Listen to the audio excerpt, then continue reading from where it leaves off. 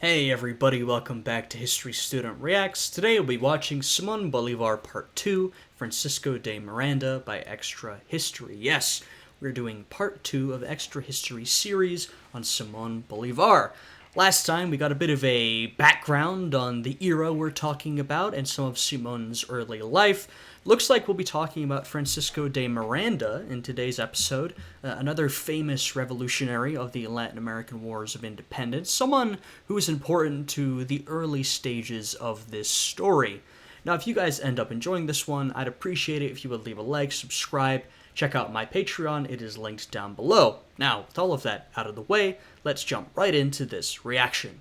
Last we left off, Simón had returned to Caracas. But even as he returned to his home city, burning with a new ardor for revolution and beginning to think about how to make it a reality, events were afoot in Europe. Yeah. Napoleon, that great wild card, the great overthrower of tradition, had invaded Spain. I mean, events were always afoot in Europe, but especially if we look between, I don't know, say 1763, end of the 7 Years' War, and, I don't know, 1815, Congress of Vienna. There was a lot of things afoot in Europe. I mean, we're talking near constant revolution, war, conflict, political upheaval. I mean, this was really a time of rapid and substantial change.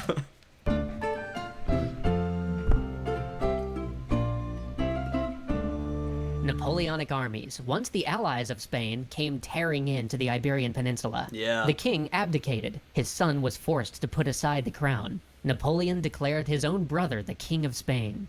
The court was in confusion. Yeah, you know, Napoleon, I mean, of course Napoleon was a military genius. He was also a very skilled politician. His handling of the Iberian Peninsula, not one of his finest moves. I mean, he basically managed to incite essentially a guerrilla war against the people of Spain and Portugal that he would have to waste resources on for years and years.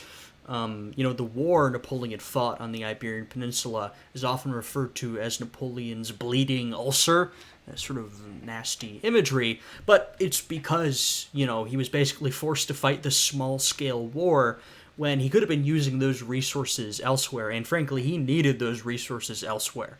Army was in disarray. Central authority had broken down. Small juntas began to crop up everywhere, claiming rightful authority in Spain. But even the most legitimate of these contenders was stuck in a besieged city, surrounded by 70,000 of Napoleon's men. Yep. So what were the colonies to do? Were they now the subjects of Napoleon's brother? Or were they to submit to the will of the walled-off junta bottled up in Cadiz? Who knew? These questions might not have been the ones foremost in the minds of Europe at the time, but in Caracas, they burned through the streets. After much debate, they found a third option. They would create their own junta and declare it in support of Ferdinand VII. Yeah, I mean, the colonies are sort of left out. What do you do? The central authority of your home country has been broken down, and like they said, you have all these juntas popping up claiming rightful authority over the country.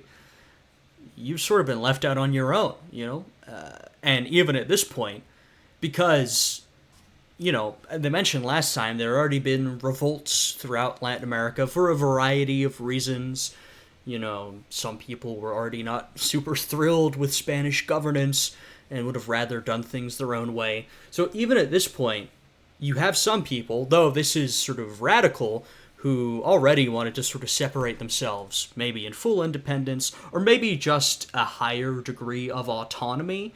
You had some staunch royalists, you had people, there were a lot of different political loyalties going around to a lot of different things, but there were already some people who were like, nah, what if we just did our own thing? The king who Napoleon had deposed.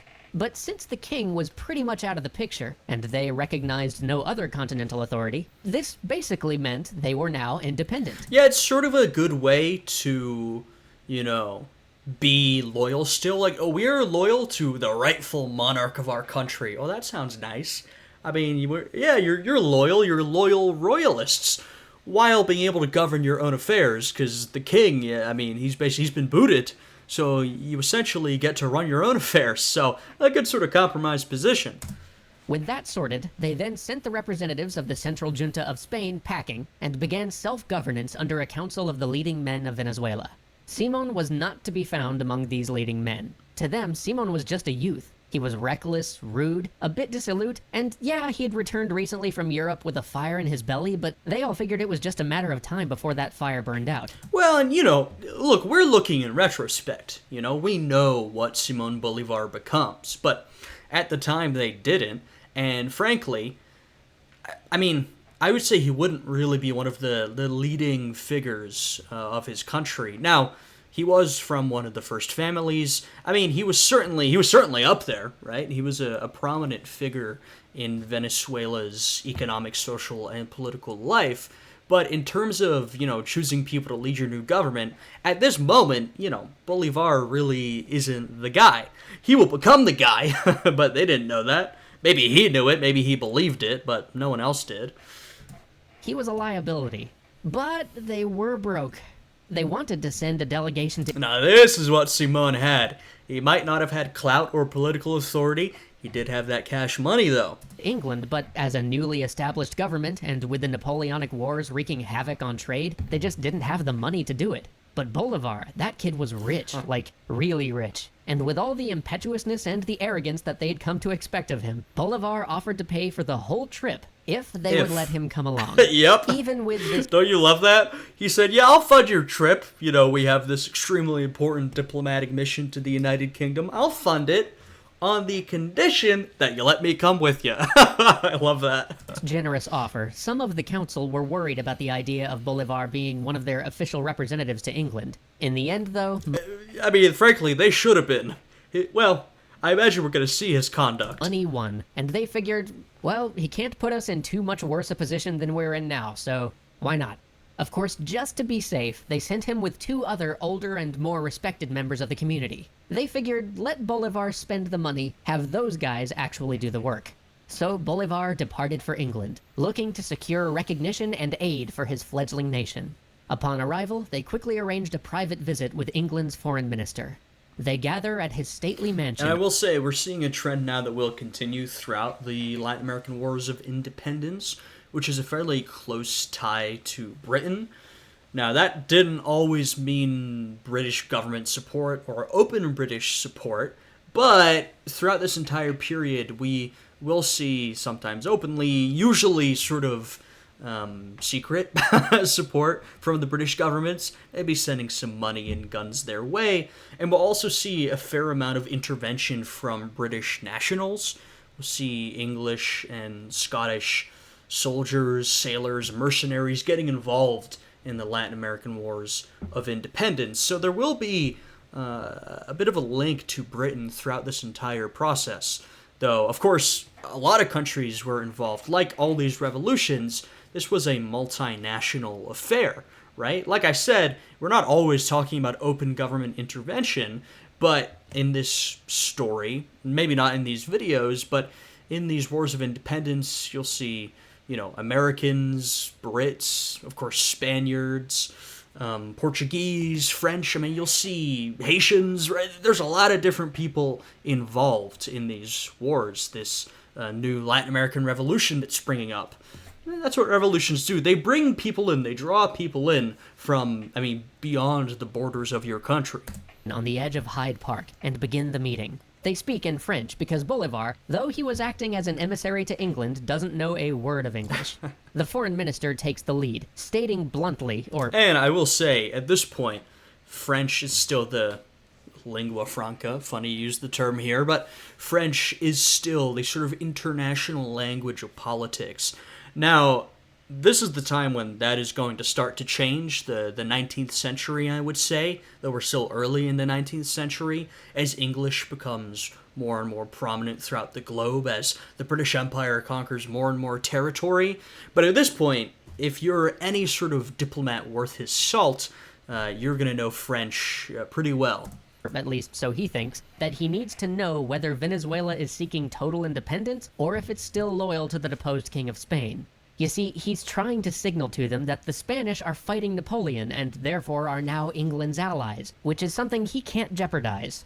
So, boldly... Yeah, he's essentially signaling, look, we're willing to help you guys out, but, the independence, revolution, keep that on the down low. We do not want to openly sign on to that. Knowing this to be his moment to shine, that he will be the one to convince the English to enter in their cause, Bolivar steps forward before either of the others can respond and speaks at length, with elegance and passion, about the struggle that has gone into throwing off the mother country's yoke and the desire of the people to be truly free. Clearly, he didn't get the hint. So, the foreign minister quietly sighs and figures, okay, I'll try again. This time he states, in a way that he finds too straightforward to really even be civil, that England is Spain's ally, so they need to tell him, wink wink, that they aren't planning to totally break from the Spanish crown. One of the others tried to step in and respond, but Bolivar was... Here's what happens when you bring Bolivar along. Like I said, this is diplomacy, man. No one's under the impression that you're perfectly honest with each other. This diplomat just wants some sort of assurance. Even if it's not a genuine assurance, at least an open assurance that they're not gonna have a revolution. You know, I mean, whatever, right? They don't actually have to follow it, but Bolivar's like, nope, I'm speaking my mind. Filled with passion. He knew this was his moment. He had this. He doubled down, offering his most... But hey, I mean, you need a leader for your revolution. You need someone who's got that revolutionary fire, who's willing to seize the initiative, even when the initiative should not be seized. Soaring and powerful rhetoric, a cry so passionate that it must move even this stone-faced Englishman. And then, at the height of the performance, in a flash of inspiration, the type of monumental genius only he was capable of, he handed the English minister the letters of introduction and the packet of credentials that he'd been given by the government back home, so that the minister may see his people's commitment and passion in their own words. He continued in his most stunning, gripping rhetoric as the minister leafed through the letters from his people. And then he brought it home. The ending was perfect. There is no way that the minister could not see the righteousness of their cause now. The minister was quiet. Clearly, he'd been stunned to silence. Clearly, I wonder what he's reading through. By Bolivar's moving words. When he'd recovered himself enough to move, he slowly lifted a single piece of paper out of the packet and handed it across the table.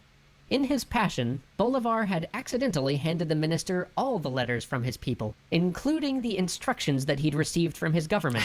And in those instructions was a note that basically read, in bold letters, "Absolutely do not mention the idea of Venezuelan independence. We are not doing that. We are loyal to the king. We are in no way going to try to break off from the king, so whatever you do, do not imply that we are." Before Bolivar's jaw could hit the floor or his face could turn tomato red, the minister landed the 1-2 punch, sliding Simon's passport across the desk, tapping it with one finger, and saying, "My Spanish is poor, but isn't the nation you hail from literally called the Supreme Junta of Caracas, dedicated to preserving the rights of King Ferdinand VII?" But then, the stone-faced English... Yeah, you know, this scene has been a little over-dramatized for the sake of the YouTube video, but essentially, Simón jumps the gun. His government's like, look, once again, this is not necessarily about being genuine. Now, there are some people back in Venezuela who do want independence. There are many who don't for a variety of reasons. At this time, the government, because it doesn't want independence, or because it knows now isn't the moment, or a combination of the two, it's like, look, leave it off the table. Simón, he wants to go for it. Like I said, maybe not the moment, but this is the kind of person who, when revolution does happen, everyone says, hey, remember Bolivar? He's all about this. Get him on board. So, maybe a little embarrassing in the moment, and like I said, definitely not the time in this sort of negotiation, but Bolivar making it known that he's willing to strive ahead with this idea, you know, good for his future. Englishman laughed Overall. and said that he admired Bolivar's zeal. Still, needless to say, none of the junta's goals were met. No concrete deal on trade or formal recognition were forthcoming. But there was another man who Bolivar met in London, a man named Francisco de Miranda, the one man in all of London whom the delegates were instructed to not meet. Well, Francisco de Miranda, as I briefly mentioned in the intro, he was another Latin American revolutionary, and he had actually been at the revolutionary game for a while. He is the very model of sort of a professional revolutionary. He had been advocating for revolution and independence for years. He had really made his way around Europe, meeting an absolute litany of characters. I mean, you can frankly tell a history of the era by going through everyone Miranda met on his travels. and trying to convince them of the righteousness of his cause.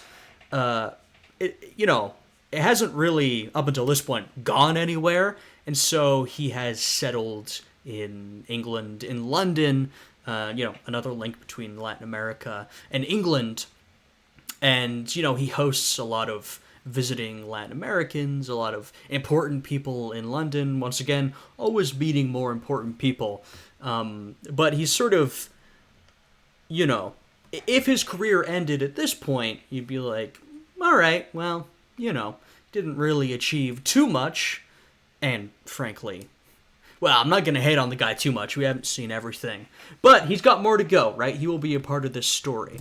Miranda was perhaps the oldest Venezuelan freedom fighter. He was now 60, and for decades he'd been agitating for South and Central American freedom from Spain. He even once launched a catastrophically inept attempt to liberate Venezuela by force back in Yeah, it was a disaster. 1804. And he had dreams like Bolivar had dreams. Not of some mere republic that paid lip service to a monarch back in Spain, but true and complete independence for his native land. He was now residing in London, because after his bungled attempt to take over his country by force, he had taken refuge with the English. His house had become a meeting place for Latin Americans in London. There, Bolivar not only met much of the upper echelons of British and expat society, but he also became fast friends with Miranda himself. Soon, he convinced Miranda that he needed to return to Venezuela, that the people were waiting for him to reignite the fires of revolution. But when they did... Simon's being a little too overeager. Miranda, his nickname will be the Precursor.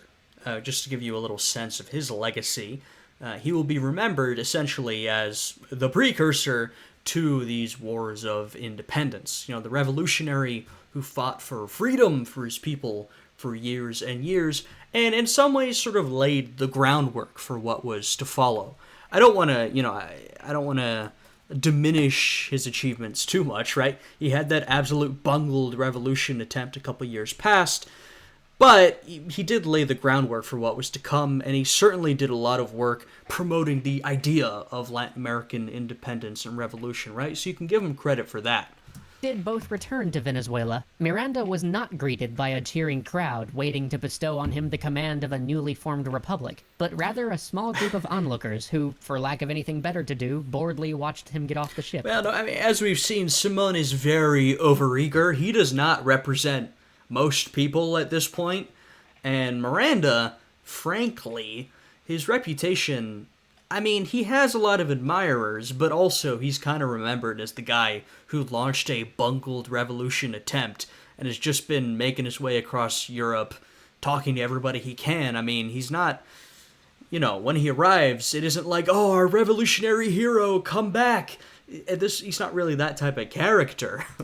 Slightly miffed but undeterred, they soon threw themselves into politics, suborning a small political party called the Patriotic Society, and using it as a platform to run the type of political campaigns that had become a staple of London but had never been seen in the southern half of the New World. They made inroads with the mixed-race peoples who had... Yeah, Bolivar spent some time in England, he spent some time in the United States. He has learned a little bit about democratic, or at least semi-democratic politics.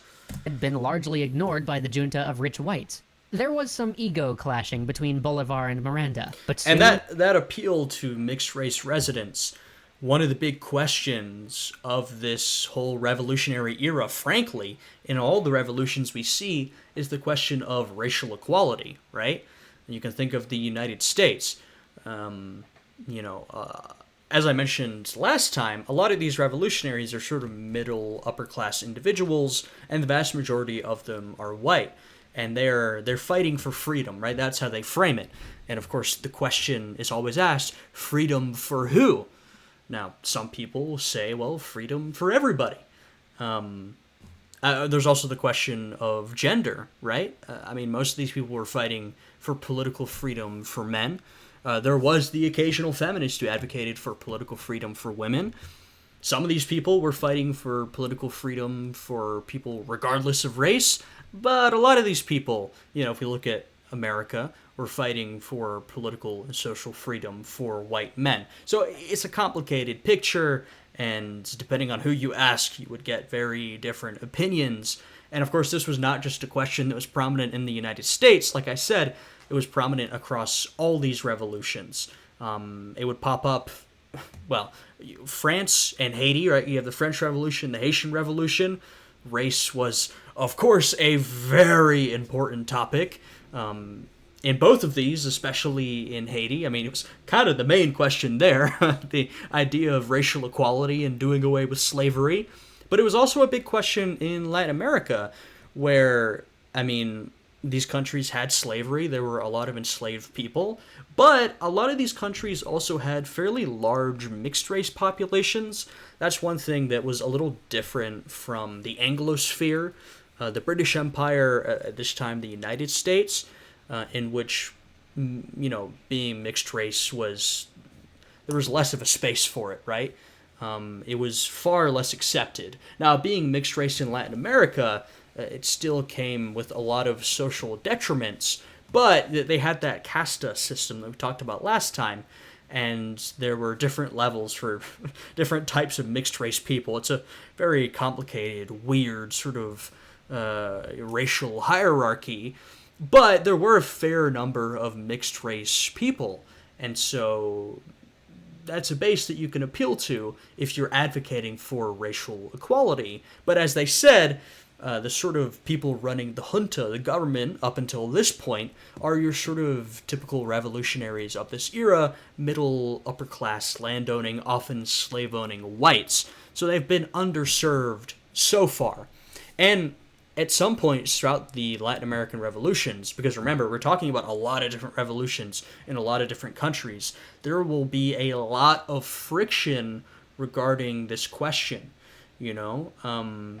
You'll see people taking sides due to the question of racial equality. In some cases, you'll have mixed race or black populations or indigenous populations who will decide to stay loyal to the monarchy because the overwhelmingly white revolutionaries do not intend to grant that racial equality. So, essentially, all that to say, there was just a brief mention here, but this is a very big topic throughout these revolutions, the entire age of revolutions, racial equality and slavery. These are very, very big issues that have to be determined. All of that was overshadowed by two great events. First, a member of the newly formed Congress turned out to be a spy for the Spanish Regency and had fled in the night with important papers of state. Uh-oh. This incident caused an uproar. Why defend the Spanish government if they were spying on and thieving from Venezuela? But this incident might have blown over if it weren't for the second piece of news that followed swiftly on its heels. Wellington had defeated another of Napoleon's armies in Spain. The Spanish government would soon truly return. This became a pivot point, one of those seminal moments in history where a decision has to be made, and make it the Venezuelans did. They finally declared themselves truly and fully independent. But this independence was an independence by rich whites for rich whites, and as soon as word of the inequities in its constitution spread, slave rebellions and counter-revolution spread with it. So, I mean, there you go. That's exactly what I was talking about. You have this revolution, this idea of independence and freedom, but it's only independence and freedom for a small portion of the population. And if you're not part of that, if you're not part of the sort of upper-class white elite, then you don't have much reason to go along with this revolutionary movement. And so you might, revolt on behalf of yourself, right? You might do another revolution, or you might do a counter-revolution, right? Side with the crown against the revolutionaries. So, you get this very complicated mix where, once again, you have the question of freedom. Freedom for who, right? That is sort of, frankly, one of the defining questions of all of these revolutions is freedom for who? Because the word freedom gets tossed around a lot, freedom and liberty, but who exactly are we applying that to? Before long, the inexperienced and inept forces of the Republic were routed, and they turned to the only experienced soldier among them, Miranda, to lead their forces. He did so on one condition: that Bolivar be stripped of his rank and not allowed to participate. Damn. This was totally unexpected, to Bolivar and to the ruling council. Bolivar exploded in rage, but there was little he could do, until a sympathetic general brought him onto his staff as an adjunct. Here he served with distinction, proving his valor and... Yeah, well, they had gotten along relatively well, especially in the beginning, but like we mentioned, you've got those egos clashing, and also Miranda, you know, like I said, he'll be known as the precursor, right? He didn't want to be the precursor. He wanted to be the main leader of the revolution. He had been working on this for years. I think he probably felt sort of entitled to be the primary leader of this revolution. And he didn't want a sort of young upstart like Simón Bolívar stepping on his toes, right? So I imagine that that was sort of the mindset that played into this. Of course, that's speculation, but, you know, it sort of seems to fit with the facts. Value on the battlefield, so much so that Miranda allowed him to bring news of their successes back to Caracas, commending him and recommending that his rank be Bolivar sort of, I guess through service, sort of proves himself. restored. But always in the background, in private, he said that Bolivar fought like a guerrilla, undisciplined, with little of the strictures of military life or command. Like a gorilla or like a guerrilla? Because I think Bolivar did a bit of both. Things soon took a turn for the worse. Spanish officers arrived on the scene and began raising and training an army of the discontent. Yeah. Then an even greater tragedy struck. An earthquake... Hey man, you know, if you want to do a revolution, you might want to include, like, the majority of the population in that revolution. Just a bit of advice. Just a bit of advice. I mean, that's the thing where, like I said, in the United States, the racial dynamics were a little more stark in the United States and British North America, we'll say. Being mixed race really was not very acceptable. You know, relationships between whites and non-whites hadn't been acceptable for a while at this point. And so you have essentially a like majority white settler population of mostly like small farmers and working class people. And then you have an enslaved African population, and you have a small free black and mixed race population as well, but it's sort of relatively small. That is not the case in Latin America. In a lot of colonies outside North America, not all of them, but in a lot of them, you've got a large, maybe not majority, sometimes majority, often plurality mixed race population. You know, like this is the biggest chunk of the population, and the population in some cases might be majority non-white. You know, if you include mixed race people and indigenous people and black people, you might have a majority non-white population, or at least close. I mean, I don't have the demographics on the top of my head. The point is, you've got a large non-white population. And so if you decide not to include them in your revolutionary movement, you know, I think you're making a big mistake. of unimagined magnitude struck Caracas. Tens of thousands of people died. The financial, cultural, and political capital of the new nation was reduced to ruins. The people thought it was the punishment of God. Troops began to... Yeah, there were a lot of priests and religious leaders, sort of your religious intellectuals, who basically blamed this on the revolutionaries, said that, you know, this is the punishment of God for not being loyal to, you know, our God-selected Catholic king, right? I mean, religion is sort of tied up in this as well.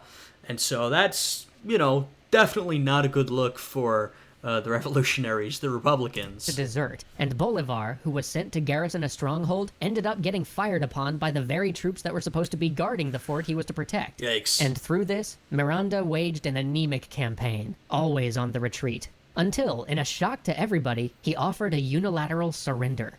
He did not consult Congress, he didn't speak to Bolivar. He made the terms with the Spanish as if he were Venezuela's king. Yeah, this was extremely unpopular among his Republican allies, his revolutionary allies. They felt, I think rightfully so, absolutely betrayed. I mean, perhaps truce or surrender is necessary, but Miranda basically took unilateral action, I think because, once again, I think he was sort of acting a bit in his own interest, but also he felt he was the one and true leader of this revolutionary movement. Bolivar sensed treason. could only think of it as a betrayal. Yeah. And betrayal was to be met with betrayal. On the night before Miranda was to slip away, allowing himself passage on a ship while he had locked down the ports to all the other Venezuelans, Bolivar and a group of his friends seized Miranda and turned him over to the local constable. Like I said, I think Miranda was looking out for himself. I mean, he'd had that failed revolutionary attempt a couple years before, but to be honest, and, once again, Miranda, like most people, is a complicated figure, right? There's good and bad in his legacy. But at this point, he had spent years sort of traveling around the courts of Europe, meeting with the elites, and, that's what he did, right? That's what he'd spent years doing. He came back to wage this revolution. It was not going well. And so I kind of think he wanted to just ship his ass back to Europe. Or I don't know where he was planning on going. Maybe someone has information on that down below. But I kind of think he was like, well, this hasn't gone well. Let me get out of here. I mean, he was doing pretty well for himself back in London, right? He was living a pretty good life. Who soon turned him over to the Spanish. Miranda would die in a prison a few years later, tossed into a mass grave like a common criminal. But Bolivar, in the chaos, somehow managed to slip away before the arrival of the Spanish forces. His family connections kept him safe, and he plotted his next move in a fight he considered far from finished, the fight for Venezuelan independence. Yeah. Alrighty, that was part 2 of Extra History series on Simón Bolívar. It was titled Francisco de Miranda, but he was, about half of the video was about him. I had a good time with this part. I wonder how long this series is. My guess is maybe 4 or 5 episodes. Just because, we're 2 episodes in and we're still pretty early in not only Bolivar's career, but all of the Latin American wars of independence. The thing about Bolivar is that, this man was never content with stopping. He's like, all right, we've done Venezuela, let's go to the next country. So there's just so much here that there is absolutely no shot you're getting even close to a fraction of it in a YouTube series of a couple parts. Books and books and books have been written on each one of these revolutions. Parts of each one of these revolutions. There is a lot of content to cover. But yeah, I'm having a good time with this. I think Bolivar, like I said, is an interesting guy. And the revolutionary politics of this era, I also find fascinating. So if you guys enjoyed this one, I'd appreciate it if you'd leave a like, subscribe, all that good stuff. I hope you guys are having a good day today, and I'll see you all again next time. Goodbye.